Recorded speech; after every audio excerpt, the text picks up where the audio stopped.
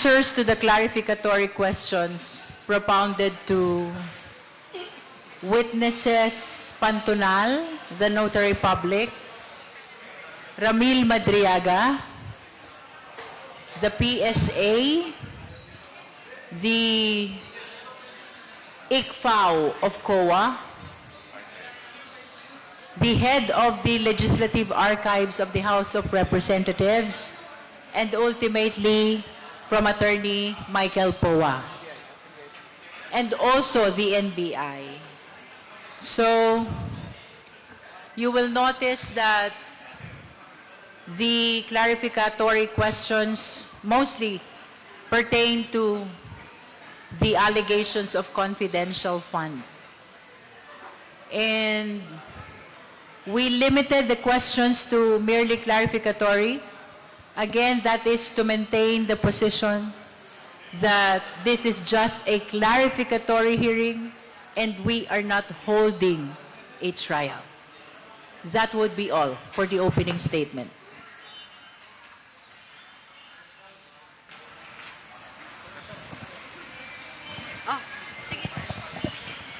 Hi po, good evening. Red Mendoza from the Manila Times. May lumabas po kasi ngayong kakalabas lang na isang statement kasi Madriaga claimed in the number 45 of his affidavit na he gave a painting to Vice President Sara Duterte galing sa isang scholar. Ngayon, may lumabas coming from Tanya Gaisanoli, a noted Visayas Mindanao artist who claimed that the painting was hers, hindi galing kay Madriaga. So, ano pong masasabi niyo po dito na apparently itong painting na sinasabi ni Madriaga sa affidavit ay hindi pala galing sa scholar niya, as he claimed in his affidavit, but came from a known visual artist from Davao, and she has the proof of it. So, what can you say about it po? I think that question is best asked of Mr. Madriaga, firstly, or second, of Attorney Palad, yung pong abogado ni Mr. Madriaga. Kasi it is they that submitted the affidavit. So we will consider all of statements, all of the parts of the affidavit of Mr. Madriaga. We have to look at it with a grain of salt, no? So wala naman ho kaming tinatanggap ng buong buo, wala din ho kaming itinatabi na buong buo, no? So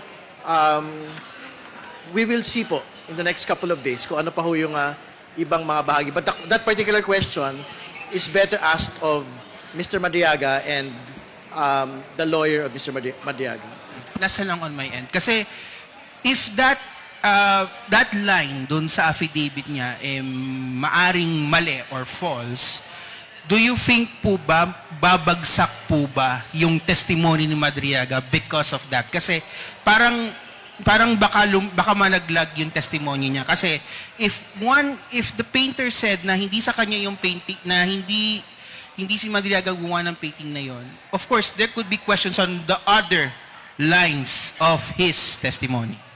Tingin ko hindi naman po malalaglag yun kasi una, the question on the painting is irrelevant to the questions relating to the impeachment. Kaya nga, halimbawa, as far as some of the members are concerned, nakatutok lang ho sila alin ba doon sa affidavit niya yung may actual na epekto doon po sa impeachable offenses na pinag-usapan, betrayal, public trust, culpable violation of the Constitution, among others. So, kung hindi ho siya related doon, as far as other members are concerned, parang extraneous na ho yun on the determination nito pong katotohanan o hindi katotohanan ng mga sinasabi po niya.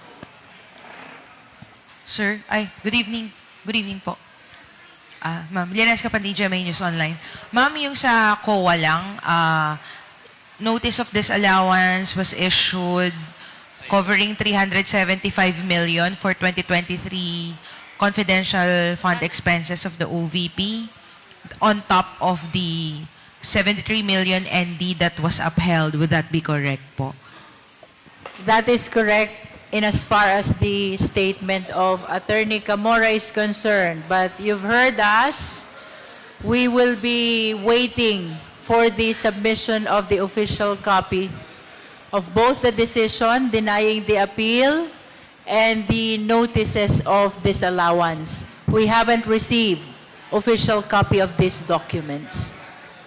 Ma'am, given na lahat nung entire releases, bale may notice of disallowance, is that yung 4 na notice of disallowance ba from COA, would you say corroborates what Madriaga said about money being disbursed huge amount of money being disbursed in a day or in 11 days?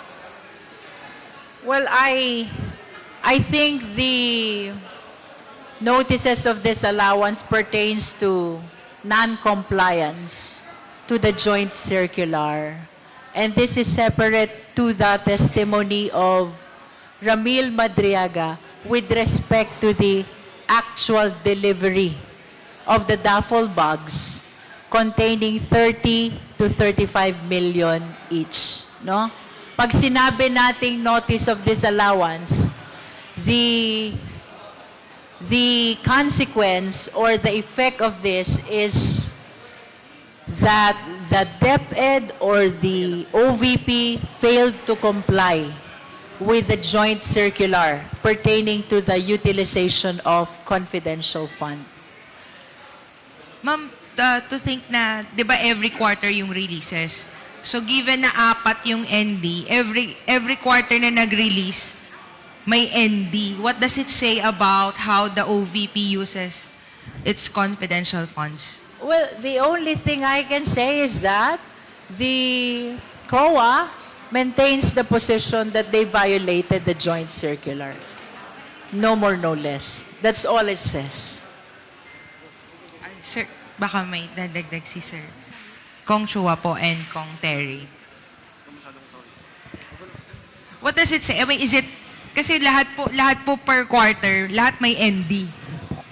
So what does it say about the Vice Actually, 3 President? quarters lang yan for 2023. First, second, and third. And that pertains to the confidential fund of the OVP. The one that pertains to the fourth quarter of 2022, that is a denial of the appeal to the notice of disallowance. Can I follow up po? Sorry. Marian from TV5. In-affirm po, so ibig sabihin final po na may notice of disallowance, 73.2 million pesos, kailangan ibalik ng OVP, final na po ito. Gaano kabigat po itong ebidensyang ito, lalo na doon sa one of the allegations, plunder po, 50 million pesos yung kailangan, yung mag-reach. Well, mabigat ho yun kasi yung po nga depensa nila na wala pa ng mga pagsasara. Dito po sa usapin na ito dahil ND pa lang. Yung 2022 confidential funds issue, wala na ho yun. Basically, that is demolished. Kasi nga, may finality na po yung commission proper on the question. So, malaya sila, of course, to go to the Supreme Court, pero like what had been previously stated, there is already an obligation to return the money. Ang nakatali na po ron, si Ms. Acosta, yung Chief Accountant, at si Vice President Sara Duterte. So, the 3 of them will have to return that amount to government. But sir, yun yung po yung allegation nga na mali yung pinagamitan ng pondo, maaaring may malversation, plunder. What can we say about this na gaano kalaki pong kumbagang ebidensya nga po ito para doon particularly? Ganito lang po yan.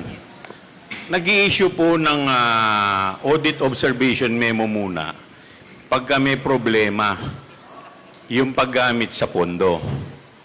May problema o mali yung paggamit o walang mga kulang-kulang sa dokumento.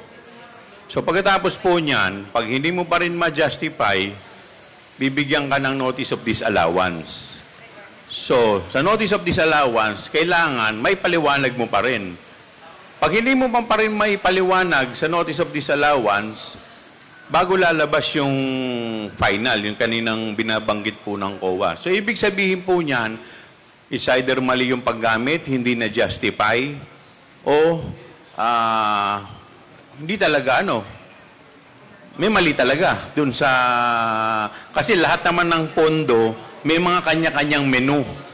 So, ibig sabihin yan, pag sinabi mo menu, eto lang yung bounds kung saan mo dapat gamitin itong pondo. Halimbawa, ang confidential fund, dapat, eto lang yung mga dapat mong gamitin. So kaya kanilalabasan ng mga ganyan ng COA, ibig sabihin, mali yung paggamit mo or hindi akma dun sa binibigay na parameters. So yun po lang lumabas dyan. Ibig sabihin, hindi po nila na-justify. Nung binigyan po sila ng AOM, binigyan sila ng notice of disallowance, lahat po yan, hindi nila justify, kaya lahat, yung appeal po nila ay hindi po napagbigyan. Sige po, siguro i-follow up na lang namin yung sa ombudsman. Pero Kong Ridon, we would like to ask sana, kasi initially you said na ibibigay niyo po yung bloodbath kay VP Sara ngayong araw na ito. Una, naibigay niyo po ba, tingin niyo yung bloodbath? Ano po yung asahan natin sa April 22? I understand you also subpoenaed former Senator Antonio Trillanes and the Anti-Money Laundering Council. Gano'ng kalaki po ba yung pagdinig sa susunod pong next week, April 22? Well, tingin ko, talaga pong binitbit ho ng pagdinig po na ito, yung laban, ngayong araw na ito, dahil marami pong mga nailahad sa bayan ngayong pong araw na ito. No? So, yung pong testimonya ni Mr. Madriaga, so iba't iba ho yung facets, nung kanya pong testimonya, but specific to the impeachment, yung sinasabi niya yung delivery of duffel bags, mula po sa confidential funds sa pamamagitan po ng mga delivery sa iba't ibang mga lokasyon. Pangalawa, yung pong NBI, anong sabi ho nila? Ang kanilang pagtingin, iilan lang po yung mga taong pumirma dito po sa mga pangalan sa confidential funds po na ito, katulad ni Milky Sequoia, Mary Grace Piatos, at iba pa. Pangatlo, yung pong PSA. Mahalaga po yung testimonya ho nila dahil sinabi ho talaga nila na hindi ho totoong tao si Mary Grace Piatos at iba pang mga karakter dito po sa confidential funds acknowledgement receipts. Hindi ho sila pinanganak, hindi ho sila kinasal, hindi ho sila namatay. So, mabibigat pong mga testimonya po ito, na tingin ko ngayon ho nabigyan ng aktual na pagpapatotoo sa proseso po ng impeachment. Nabanggit na ko kanina, yung pong susunod pong pagdinig. Tama po kayo, bahagi po ng pagdinig yung pagtalakay na po sa unexplained wealth at SALN issues. So, mababanggit po sa susunod po pagdinig yung SALN ng atin po Pangalawang Pangulo, yung kanilang ITR submissions, yung pong kanilang mga bank transactions. Kung may makita ho yung AMLC at syempre panghuli kung ano ho yung mga babanggitin pong mga detalye ni former Senator Sara Trillanes. Last na lang po, meron pong statement yung isa sa mga abogado ni VP Sara, si Attorney Paulo Panelo. Tinawag po nila nga na fraud o manloloko daw. Etong si Madriaga, hindi naman daw po na ipakita din yung mga ebidensya na namigay nga actually daw ng ng pera si VP Sara, kaya weakest link pa rin daw siya. Yung test of credibility ni Madriaga, yan masusubukan sa Senado. Kami dito, ang trabaho namin dito is determination of probable cause lamang. So, malalaman po natin yan kung totoo o hindi yung mga pinagsasabi niya pagdating po sa Senado once siya po ay kinross-examine na. Chair Chu, sir, kapatid nung... Sir, hi. Chair, kapatid nung issue ng maanumalyang paggamit ng pondo ng OVP at DepEd, tapos yung mga findings ng ibang ahensya. Kanina, pinresenta rin ng NBI yung findings nila na yung mga acknowledgement receipts na unang natisod ng inyong komite at nakitang meron ngang medyo pagkaka-similarity dun sa mga handwriting, and the NBI confirming that earlier. Gaano po kabigat yun na isa rin probably, sir, na pwedeng ebidensya, and does it put credibility rin, sir, for your committee na unang nakatisod ng findings na yun way back 2024? Yung mga nagdetermine ng handwriting, mga handwriting expert to eh. So, sa mga korte, yung mga kanilang mga opinion ay napakahalaga. Kaya mabibigat po yung mga salaysay na bibitawan po nila. Sir, anong reaction or interpretation mo lang na may parehong handwriting yung magkakaibang pangalan pero pareho ng pagkakasulat kamay, tapos hindi nag-i-exist yung mga tao na yun according to PSA? What do you get from that, sir? So makikita natin yung pattern. So maaaring isang tao lamang ang mga pumirma, iba-ibang pangalan o iba-ibang penmanship ang ginamit, pero yung stroke ay madedetermine mo na iisang tao lang ang gumawa. Huli niyo po ba, sir, halimbawa na mauwi talaga to sa trial by Senate, nahanapin yung mga tao na yun, maipresenta at makita to the end point na hindi talaga sila nag-exist? I think yung certification ng PSA enough na, sufficient na para masabi na hindi nag-exist. Now, yung burden of proof na ito sila ay nag-exist, nasa respondent. Hello po. Today po ba masasabi natin na natapos na po natin exhaustively yun pong clarificatory questions on alleged misuse of confidential funds? Yes. At least for those witnesses which subpoena we have issued already, no? As a matter of fact, tinanong tayo if we will be requiring Attorney Camora to come back for the next hearing. And we said no, because she answered already ample amount of clarificatory questions.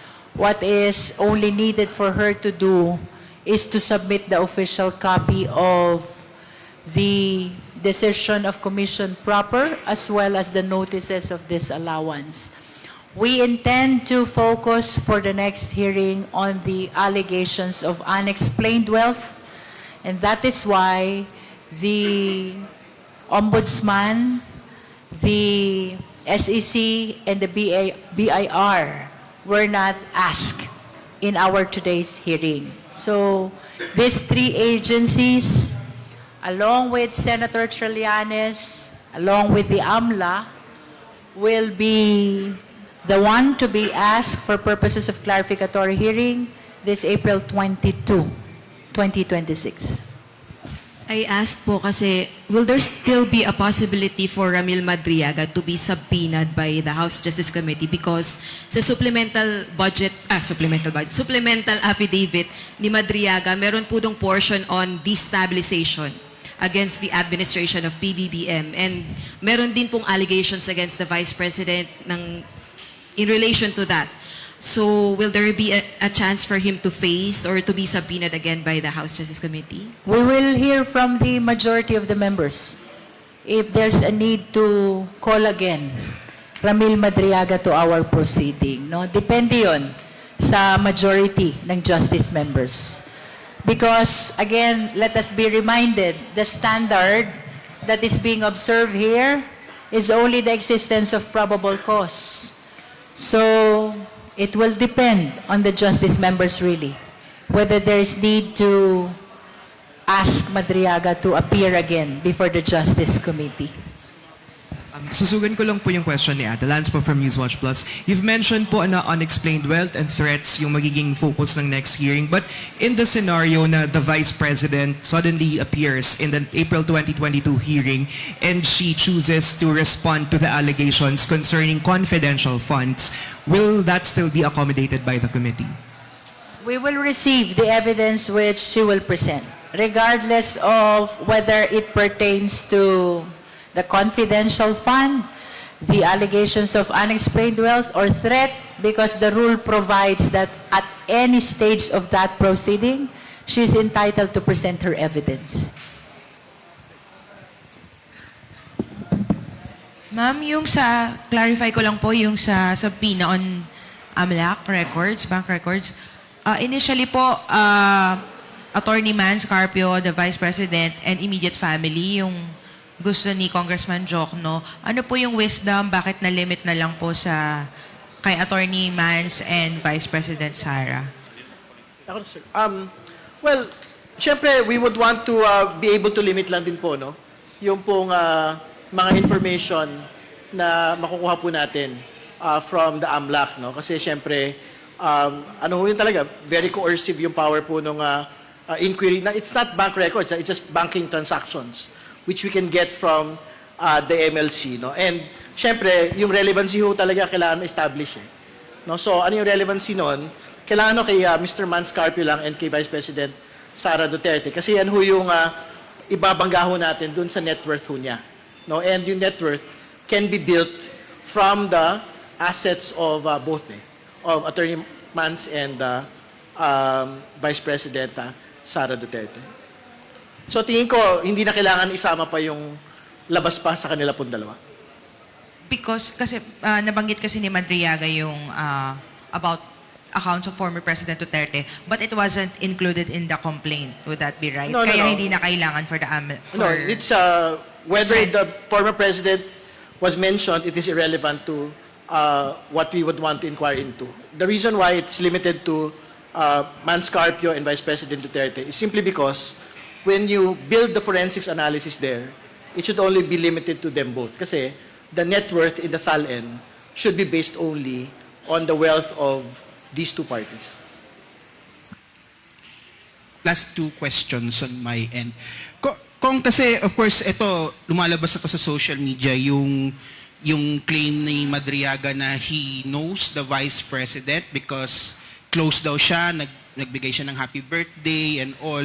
But the supporters here are saying na kahit naman sino pwedeng magbigay ng happy birthday message magbigay ng happy birthday message si Vice President Sara Duterte, even the closest supporters or even those who don't know the Vice President from ADAM, pwedeng ng happy birthday.